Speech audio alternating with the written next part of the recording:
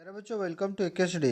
आज हम लोग क्लास 10 का सब्जेक्ट विज्ञान का प्रथम साधिक परीक्षा 2021-22 का सेट 5 का सॉल्यूशन करेंगे।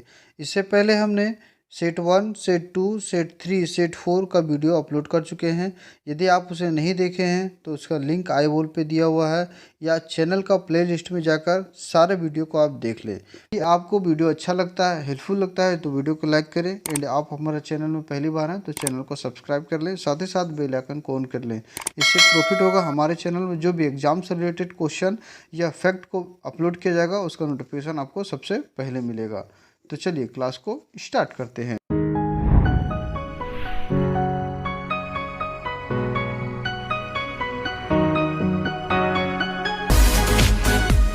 यहाँ पे देख सकते हैं ये सब्जेक्ट जो है विज्ञान का है। कुल पूर्णांक आपको 40 नंबर का रहेगा और समय जो मिलेगा आपको 1.5 घंटा का मिलेगा। तो चलिए क्वेश्चन को स्टार्ट करते हैं। क्वेश्चन नंबर 1 में लिखा हुआ है प्रकाश की किरणें गमन करती है। तो प्रकाश की किरणें हमेशा सीधी गमन करती है, तो इस तरीके से इसका आंसर हो जाएगा option number A. Next question number 2 में लिखा हुआ है परावर्तन के नियम लागू होता है। तो परावर्तन के नियम जो लागू होता है वो सभी परावर्तन पृष्ठों पर लागू होता है, चाहे समतल हो, ऊर्ध्वाधर हो, कैसे भी हो। ठीक है, तो इस तरीके से इसका आंसर हो जाएगा option number D. Next question की तरफ बढ़ते हैं। क्वेश्चन नंबर 3 में लिखा हुआ है किसी गोलीय दर्पण की फोकस दूरी उसकी वक्रता त्रिज्या की होती है। तो गोलीय दर्पण की फोकस दूरी उसकी वक्रता की आधी होती है, तो इस तरीके से इसका आंसर हो जाएगा option number A. Question number 4 में लिखा हुआ है एक गोलीय दर्पण की वक्रता त्रिज्या 20 सेंटीमीटर है, तो इसकी फोकस दूरी क्या होगी। तो इसका फोकस दूरी हो जाएगा 10 सेंटीमीटर, तो इस तरीके से इसका आंसर हो जाएगा option number B. I hope आपको समझ में आया होगा। चलिए नेक्स्ट क्वेश्चन की तरफ बढ़ते हैं। Question number 5। क्वेश्चन नंबर 5 में लिखा हुआ है जब वस्तु अवतल दर्पण के वक्रता केंद्र सी पर हो तो प्रतिबिंब कहाँ बनेगा। तो जो प्रतिबिंब बनेगा वो सी पर ही बनेगा। इस तरीके से इसका आंसर हो जाएगा option number A. Next question की तरफ बढ़ते हैं। क्वेश्चन नंबर 6 अवतल दर्पण में वस्तु का प्रतिबिंब होता है। तो अवतल दर्पण में जो प्रतिबिंब बनता है वो वास्तविक बनता है। इस तरीके से इसका आंसर हो जाएगा option number B. Next question की तरफ बढ़ते हैं। क्वेश्चन नंबर 7 वाहनों के पार्श्व दृश्य दर्पण के रूप में किस दर्पण का उपयोग किया जाता है। तो वाहन के पार्श्व दृश्य को देखने के लिए जो दर्पण का प्रयोग किया जाता है वो उत्तल दर्पण का प्रयोग किया जाता है। इस तरीके से इसका आंसर हो जाएगा option number B. Next question की तरफ बढ़ते हैं। क्वेश्चन नंबर 8 में लिखा हुआ है सोलर कुकर में किस गोलीय दर्पण का उपयोग किया जाता है। तो सोलर कुकर में अवतल दर्पण का प्रयोग किया जाता है, क्योंकि ऊर्जा होता है उसे एक बिंदु पर एकत्रित किया जाता है। इस तरीके से इसका आंसर हो जाएगा option number A. Next question की तरफ बढ़ते हैं। क्वेश्चन नंबर 9 में लिखा हुआ है किसी गोलीय दर्पण तथा किसी पतले गोलीय लेंस दोनों की फोकस दूरी है 15 सेंटीमीटर है।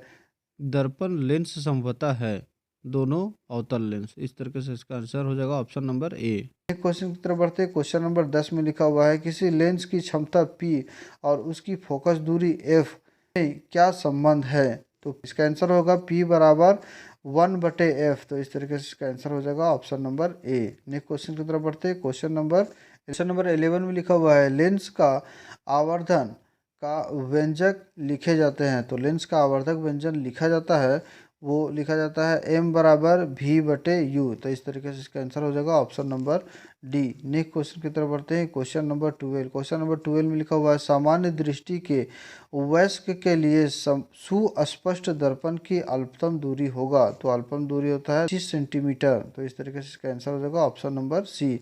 और अगर दूर बिंदु की बात करेगा तो अनंत होता है। ठीक है, चलिए नेक्स्ट क्वेश्चन की तरफ। क्वेश्चन नंबर 13 में लिखा हुआ है नेत्र के द्वारा किसी वस्तु का कैसा प्रतिबिंब बनता है। तो नेत्र के द्वारा जो वस्तु का प्रतिबिंब बनता है वो बनता है वास्तविक एवं उल्टा। तो इस तरीके से इसका आंसर हो जाएगा option number A.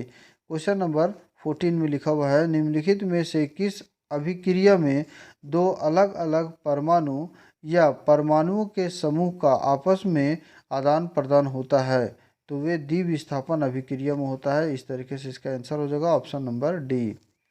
Question number 15 में लिखा हुआ है रासायनिक अभिक्रिया को संतुलित किस नियम के आधार पर किया जाता है।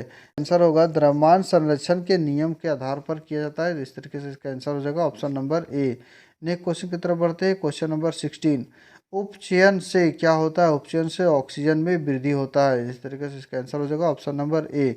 और अपचयन से ऑक्सीजन में ह्रास होता है। नेक्स्ट क्वेश्चन नंबर 17 में लिखा हुआ है, पदार्थ एक्स के विलयन का उपयोग सफेदी करने में होता है, एक्स का नाम क्या होगा? तो एक्स का नाम जो होगा वो कैल्शियम हाइड्रोक्साइड होगा। इस तरीके से इसका आंसर हो जाएगा option number A. Next question की तरफ बढ़ते हैं। क्वेश्चन नंबर 18 में लिखा हुआ है, धातु के ऑक्साइड की प्रकृति क्या होती है? तो धातु की ऑक्साइड का जो प्रकृति होता है वो क्षारीय होता है। इस तरीके से इसका आंसर हो जाएगा option number B. Question number 19 में लिखा हुआ है, दिया गया चित्र क्या दर्शाता है? तो दिया गया जो चित्र है वो दर्शा रहा है सांद्र अम्ल क्षारक वाले बर्तन में लगा चेतावनी। तो इस तरीके से इसका आंसर हो जाएगा option number B. Question number 20 में आते हैं। क्वेश्चन नंबर 20 में लिखा हुआ है, क्षारक जल में घुलकर कौन आयन प्रदान करता है? जो क्षारक होता है वो जल में घुलने के बाद OH- को प्रदान करता है। तो इस तरीके से इसका आंसर हो जाएगा option number B. Question number 21 में लिखा हुआ है, अम्ल धातु के साथ अभिक्रिया करके कौन सा गैस निकालती है? तो जो अम्ल होता है वो धातु के साथ जब अभिक्रिया करता है तो हाइड्रोजन गैस को निकालता है। तो इस तरीके से इसका आंसर हो जाएगा option number A. Next question की तरफ बढ़ते हैं। क्वेश्चन नंबर 22 में लिखा हुआ है, क्लोरीन क्षार प्रक्रम से किस पदार्थ का निर्माण होता है? यहाँ पे टाइपिंग मिस्टेक है, ठीक है। तो इसका आंसर हो जाएगा सोडियम हाइड्रोक्साइड। इस तरीके से इसका आंसर होगा option number A. Next question की तरफ बढ़ते हैं। क्वेश्चन नंबर 23, एक पदार्थ है जो जल में घुलनशील है, स्वाद में कड़वा है, स्पर्श साबुन की तरह है तथा प्रकृति संरक्षक है, वह पदार्थ क्या होगा? तो जो पदार्थ होगा वो क्षार होगा। इस तरीके से इसका आंसर होगा ऑप्शन नंबर बी।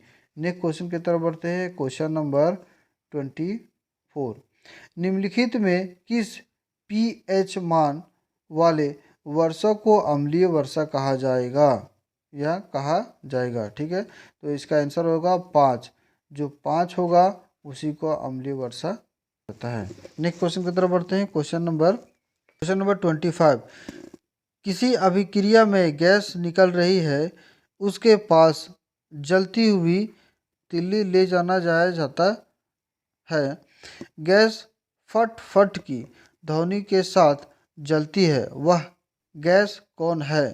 तो इसका आंसर हो जाएगा ऑप्शन नंबर सी वाला हाइड्रोजन। जो हाइड्रोजन गैस होता है उसी का आवाज़ आता है फट फट। इस तरीके से इसका आंसर हो जाएगा ऑप्शन नंबर सी।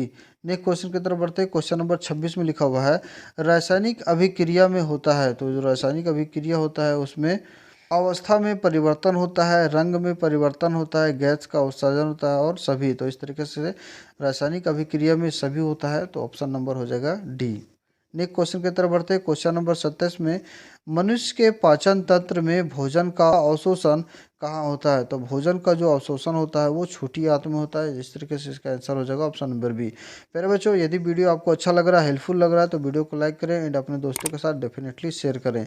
यदि आप हमारे चैनल में पहली बार हैं तो चैनल को सब्सक्राइब कर लें, साथ ही साथ बेल आइकन को ऑन कर लें। इससे प्रॉफिट होगा, हमारे चैनल में जो भी वीडियो अपलोड किए जाएंगे एग्जाम से रिलेटेड या क्वेश्चन को अपलोड किया जाएगा उसका नोटिफिकेशन आपको सबसे पहले मिलेगा। प्यारे बच्चों, जेक द्वारा जारी किया गया प्रथम साधिक का सेट है वो सारा सेट हमारे चैनल में अपलोड किए जा चुके हैं। यदि आप उसे नहीं देखे हैं तो चैनल का प्लेलिस्ट में जाएं और प्लेलिस्ट में क्लास 10 का साइंस बुक, मैथ बुक सबका अलग अलग प्लेलिस्ट है। उस प्लेलिस्ट में जाके सारा वीडियो को देख ले, क्योंकि एग्ज़ाम जो है वो इन्हीं सारे सेट से आने वाला है। चलिए नेक्स्ट क्वेश्चन की तरफ बढ़ते हैं। क्वेश्चन नंबर 28 में आते हैं। क्वेश्चन नंबर 28 में लिखा हुआ है, रक्त वाहिकाएं जो रुधिर को हृदय से शरीर के विभिन्न भागों तक ले जाती है क्या कहलाती है? तो ये कहलाता है धमनी। धमनी के द्वारा जो है वो हृदय शरीर के सभी भागों में जाती है। इस तरीके से इसका आंसर हो जाएगा option number B. Next question number 29, कोई अंग कट जाने पर रुधिर का थक्का बनने में कौन मदद करता है? तो रुधिर का जो थक्का बनने में मदद करता है उसे बोलते हैं प्लेटलेट्स। इस तरीके से इसका आंसर हो जाएगा option number D. Question number 30 में आते हैं। क्वेश्चन नंबर 30 में लिखा हुआ है, पादप के वायवीय भागों द्वारा वाष्प के रूप में जल की हानि क्या कहलाती है? तो जन की हानि कहलाता है वाष्पोत्सर्जन। इस तरीके से इसका आंसर हो जाएगा option number C. Next question की तरफ आते हैं। क्वेश्चन नंबर 31, प्रकाश संश्लेषण का मुख्य उत्पाद क्या है? प्रकाश संश्लेषण का मुख्य उत्पाद जो होता है वो ऑक्सीजन होता है। इस तरीके से इसका आंसर हो जाएगा ऑप्शन नंबर बी।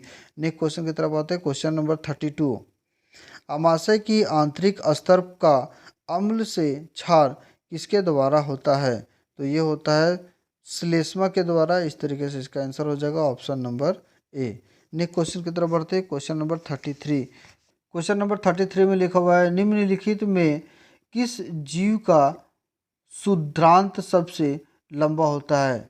तो इसका आंसर हो जाएगा प्यारे बच्चों गाय का सबसे लंबा होता है। इस तरीके से इसका आंसर हो जाएगा option number C. Next question की तरफ बढ़ते हैं। क्वेश्चन नंबर 34 में लिखा हुआ है अमीबा में किस प्रकार का जनन होता है? तो जो अमीबा होता है उसमें विखनन विधि द्वारा जनन होता है। इस तरीके से इसका आंसर हो जाएगा option number A. Question number 35 में लिखा हुआ है प्यारे बच्चों, क्वेश्चन नंबर 35 में लिखा हुआ है पर्तन, कलम, रोपण इत्यादि किस प्रकार की जनन की विधि है? तो ये हो जाएगा कायकीय परिवर्तन विधि। तो इस तरीके से इसका आंसर हो जाएगा ऑप्शन नंबर बी।